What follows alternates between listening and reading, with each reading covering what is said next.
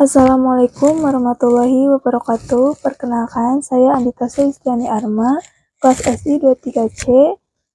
Video ini saya buat untuk memenuhi proyek agama dan etika tentang pandangan Islam terhadap perkembangan teknologi dan tantangan etika di era digital.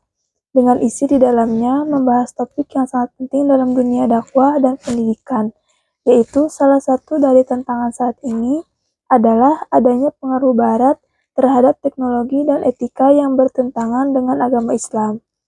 Pertama, ada perbedaan dan persamaan antara epistemologi ilmu dalam Islam dan Barat.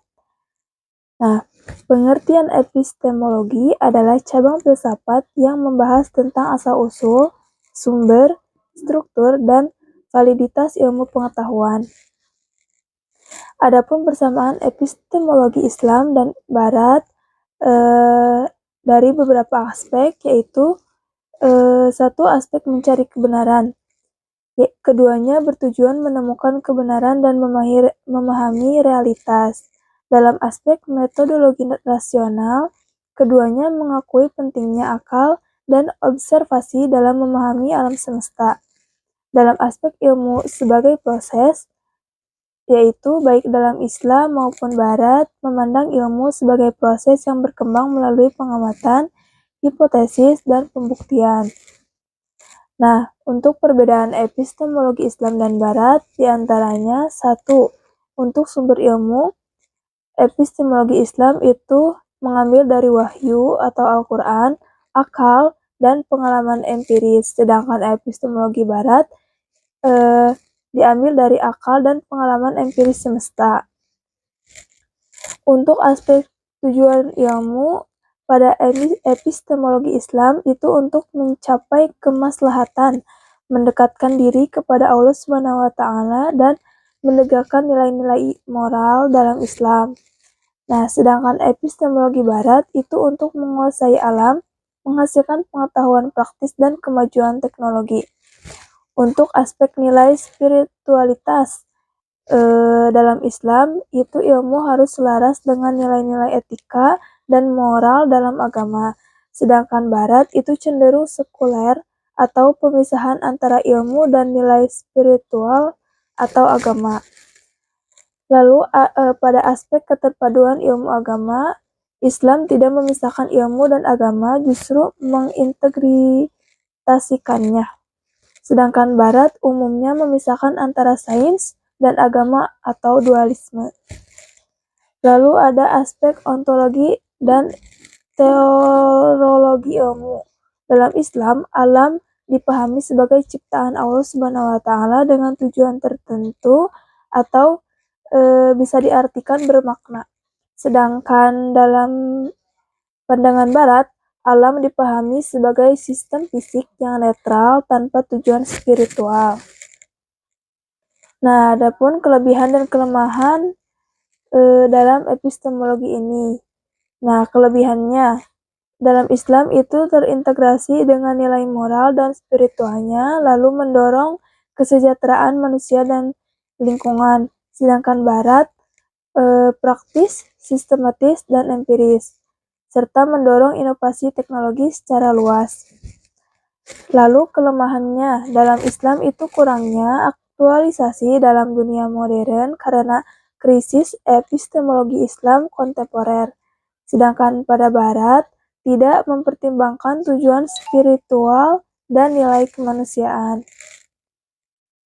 Berdasarkan pada surat Al-Alaq yang artinya bacalah dengan menyebut nama Tuhanmu yang menciptakan, serta dalam hadis disebutkan menuntut ilmu itu wajib bagi setiap muslim. Hadis riwayat Ibnu Majah, yang artinya dalam hadis ini itu Islam memandang ilmu sebagai ibadah yang harus dibangun atas dasar wahyu dan akal.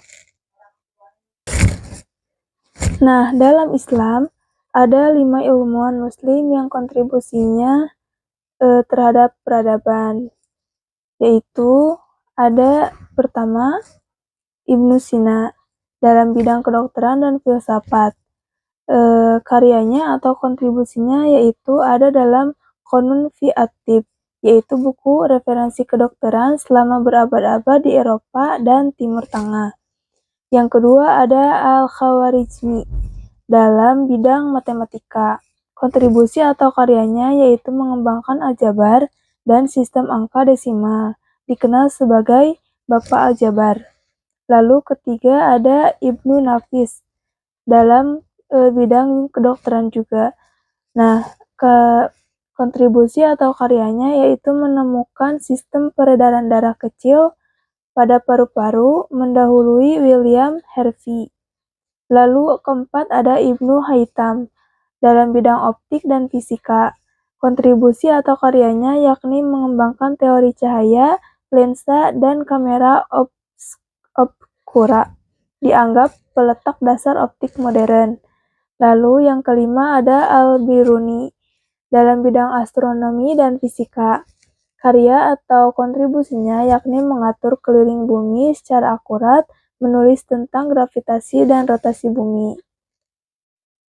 Islam memiliki epistemologi yang holistik, yang menempatkan wahyu, akal, dan pengalaman sebagai dasar pengetahuan.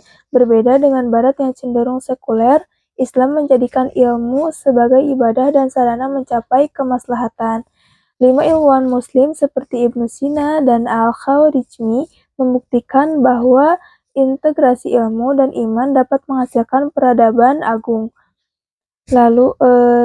Lalu sumber Al-Quran dan hadis yang relevan mengenai epistemologi Islam PS Barat dan kontribusi ilmuwan Muslim, salah satunya yaitu pada surat Al-Alaq ayat 1-5, yang artinya, bacalah dengan menyebut nama Tuhanmu yang menciptakan. Dia telah menciptakan manusia dari segumpal darah. Bacalah dan Tuhanmu lah yang maha pemurah, yang mengajar manusia dengan perantaraan kalam. Dia mengajar kepada manusia apa yang tidak diketahuinya. Hal ini menunjukkan bahwa sumber ilmu dalam Islam berasal dari wahyu dan kalam pengetahuan. Nah, lalu ada sumber hadis, yakni barang siapa yang beriman kepada Allah Subhanahu wa Ta'ala di hari akhir, hendaklah berkata yang baik atau diam. Hadis riwayat Bukhari dan Muslim. Sekian video ini. Mohon maaf bila ada kesalahan dan kekurangan, karena kita sama-sama masih belajar. Wassalamualaikum warahmatullahi wabarakatuh.